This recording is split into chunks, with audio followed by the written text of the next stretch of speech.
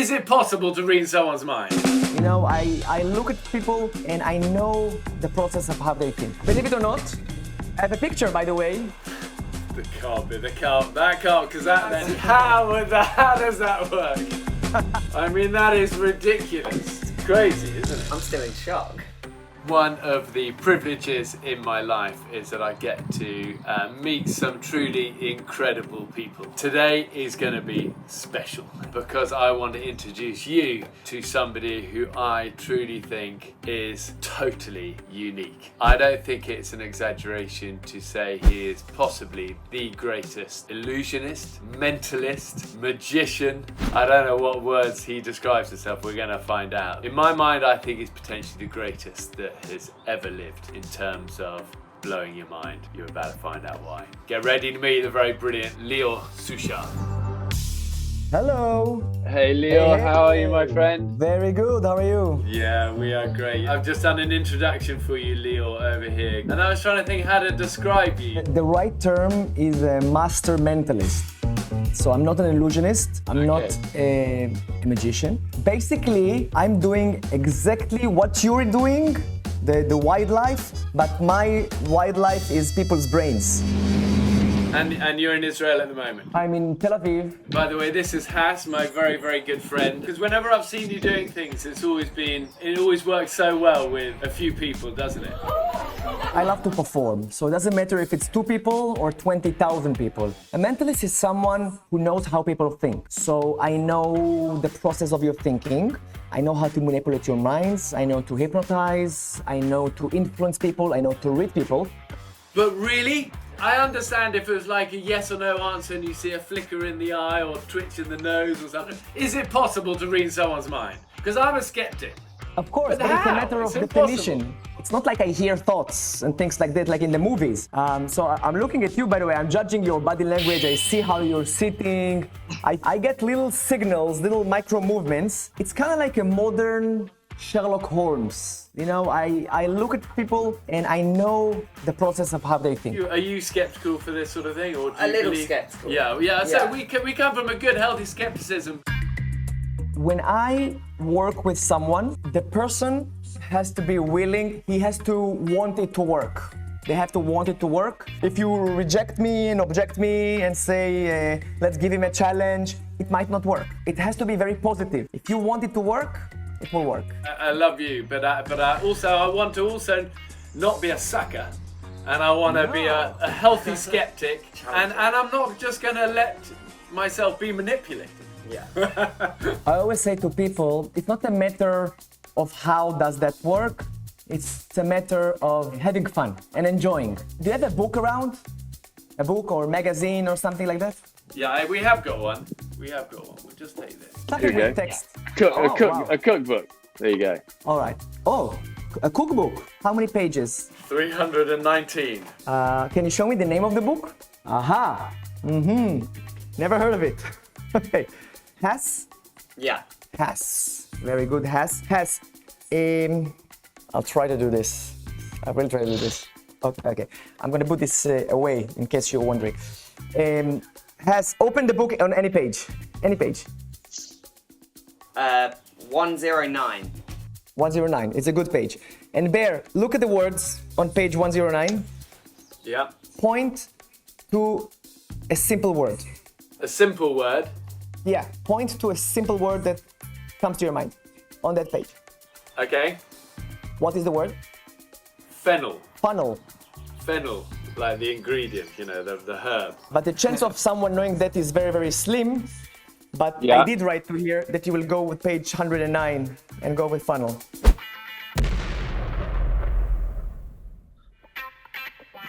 How does that work? I mean, that is ridiculous. But I was thinking his other hand was there. He's got the whole. No. Do your best friends in your life, like the people you grew up with, or your best man at your wedding or stuff, do any of them know how you do it? I've done this since I was 10 years old. Some people say that was part of my mask to talk to people. When you see me on stage, I'm like Superman. But when I'm not on stage, I'm like clumsy and I forget things and I'm shy, believe it or not.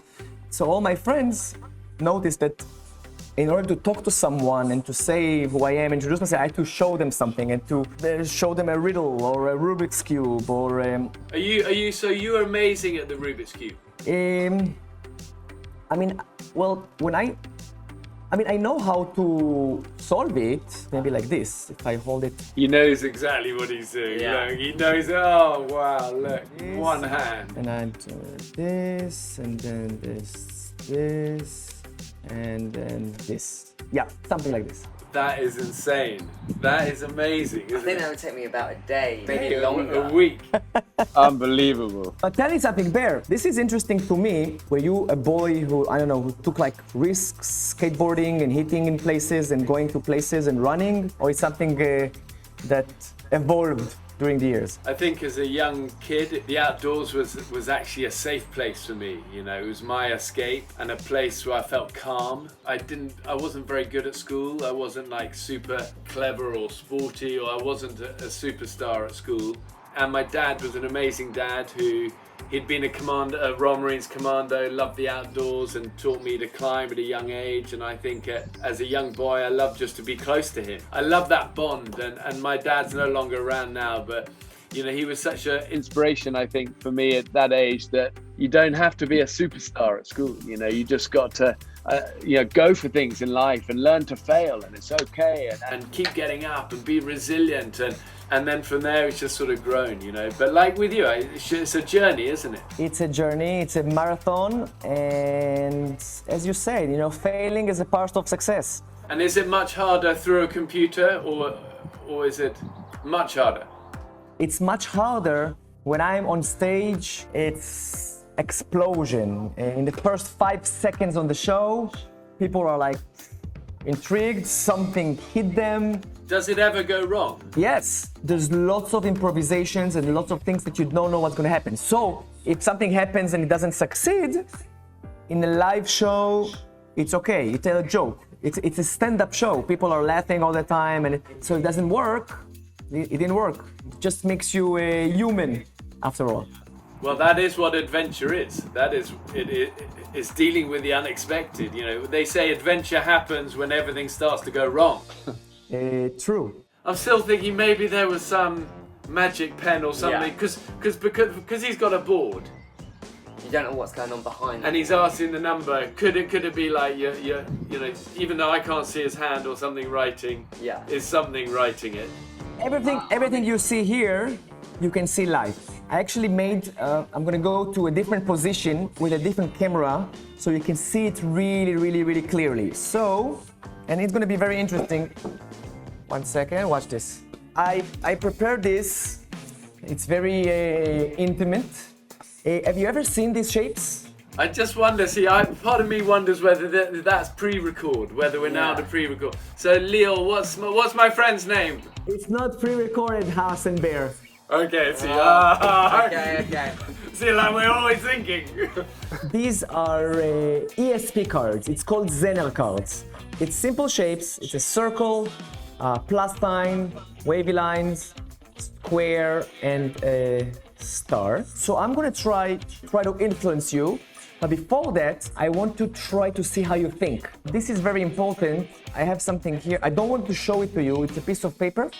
You can see it in my hand. It's inside this cup. I'm not gonna show everything, but it's gonna be here all the time and nobody's gonna touch it. And I also have this envelope. So I'm gonna talk about it in a second. So first question for us. Again, I just want to understand how you're thinking. Has, if you could meet a famous character, who would it be? Famous character, dead or alive, real or not real. I would choose Superman. Famous character. Anyone. Why am I trying to think outside the box? Don't just trust your gut. Wolf of Wall Street. Oh, the Wall Street Wolf. Okay, that's fine. That's original, and this is something that everybody knows. Believe it or not, I have a picture, by the way, of DiCaprio. You ready? That can't, because that then you can't. When he was 2 years old. That's it. When he was 2 years old. But what would I do if he would say Barack Obama? See, that's interesting. Exactly, yeah. Always You're ready. ready. Always ready. No, but now a question for you, for creatively. when you ask people to draw something inside a circle, most people will draw a smiley face or a flower. What would you draw inside? Something simple. I would have drawn another circle. Interesting. Another circle inside a circle. Okay, cool. And the last question, the question is for Bear. Ready? Yep. I want you to think, how do you do it? A place in the world you have never been to. Place in the world I've never been to. Where haven't you been? I know. Many places. I'd like to go to the Drake Passage. The Drake Passage? Yeah. What is the Drake Passage? Between South America and Antarctica, that stretch of Notoriously wild water there. Okay. Now, by answering 3 simple questions, now I know how your mind works, and let me see what I can do with it. Watch this. You cannot see the faces of the cards, only the backs. So I'll start with the Bear. Look at me. Which is the matching one? Circle plus, wavy lines, square, or star? What do you think? What am I picking? Yeah, tell me. Which one do you Wavy think lines. matches? Wavy one here? lines. Yeah. Do you want to change your mind? No. No. Look. See? Let's try it again. Let's try it again. Bear. This one, what do you think? Cross. Cross. Now, you didn't want to change your mind. Do you want to change your mind now? No. Okay. See? Haas, you try. How about this one? Square. Square is here. Yeah. Bear. This one? Star. Star is here. Haas, this one? Circle. Circle. Leaving us with the wavy lines here. Now, you created this. No slides, nothing. Is there anybody who wants to change? Should we just change one just to mess it up? Yeah. Okay, swap the 2 outer ones over. I can't believe you're changing. You want to change the circle and the star? Yeah. You sure? Yeah. Are you absolutely sure? I'll do it slowly. So I'm taking the circle and the star, and I'm just doing this. Okay? This and this. Yeah. Fair? Yeah. Look, this is correct. This is correct. You changed this at the last second, guys. And you did a good job. This is correct. How can Right? you can't, but you're that's future anticipation of our mind, isn't it? Yeah. I'm always 3 steps before you. By the way, did anyone touch that cup, by the way? No. No, nobody did. Nobody. It was in full frame. You can watch it later. There is that piece of paper I showed you, remember? Yeah. No. Inside the piece of paper, I did a circle inside a circle. Oh, wow. And I also wrote here Drake Passage. No. No. And inside, We've got to check if there's some No! No. But did some hand come in and put that in? Did some producer write? We could check. So on the YouTube episode, we'll get some, you know. but it's gonna be here all the time and nobody's gonna touch it.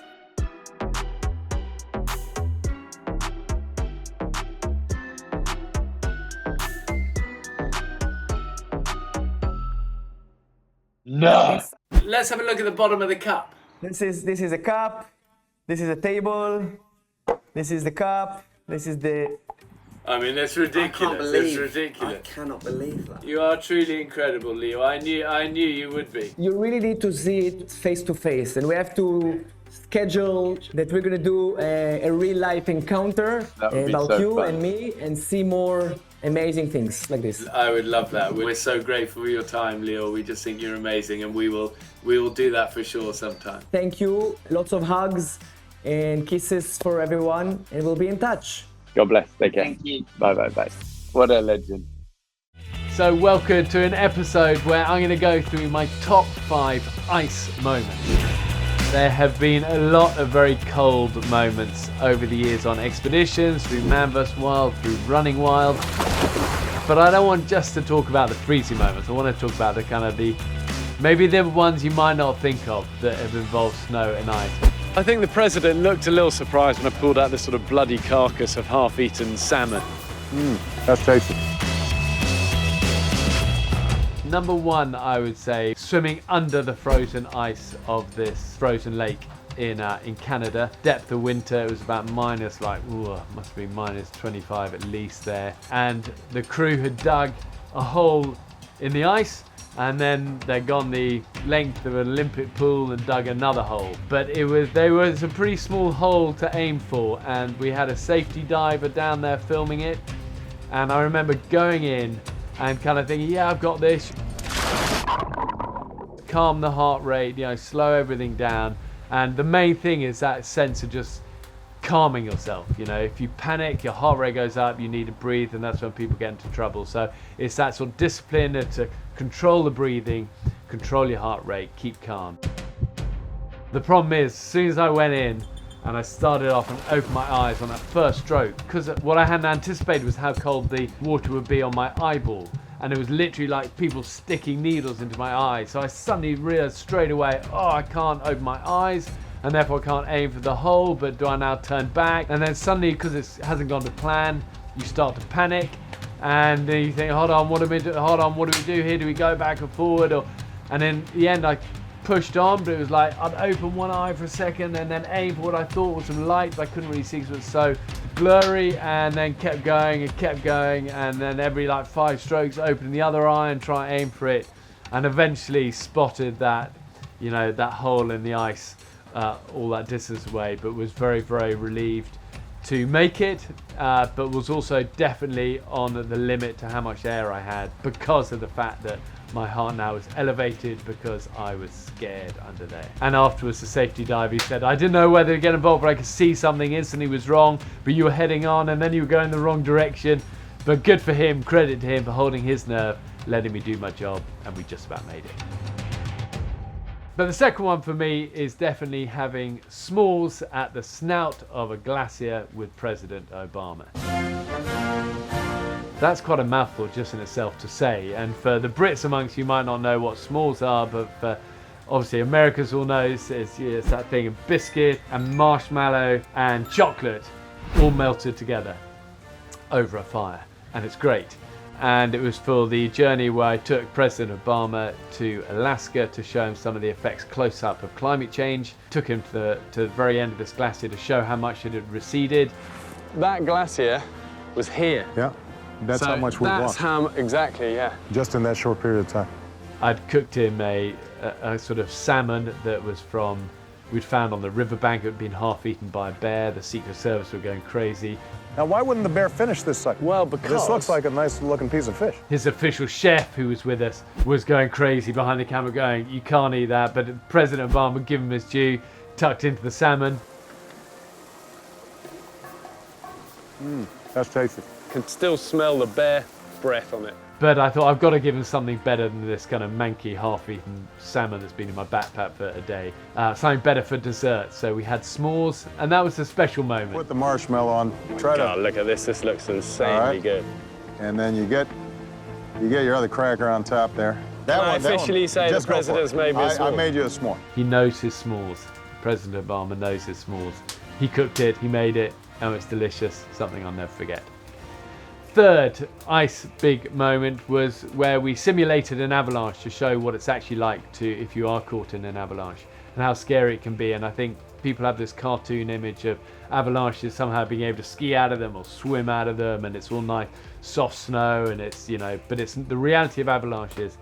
Incredible speed, it can be over 100 miles an hour, and they hit you like a freight train, and that ice just instantly consolidates around you like concrete, because it gets so compacted. Even that soft powder snow gets compacted like ice, and they say it forms a death mask tight over your face and you can't breathe. We simulated that by burying me under these tons of snow with these diggers, and monitoring me and having me hooked up to all these machines, and to see how long until basically I passed out. And I knew this was going to be unpleasant, but I hadn't anticipated quite how unpleasant it was. Just that weight on your chest and not being able to breathe, not being able to expand your chest.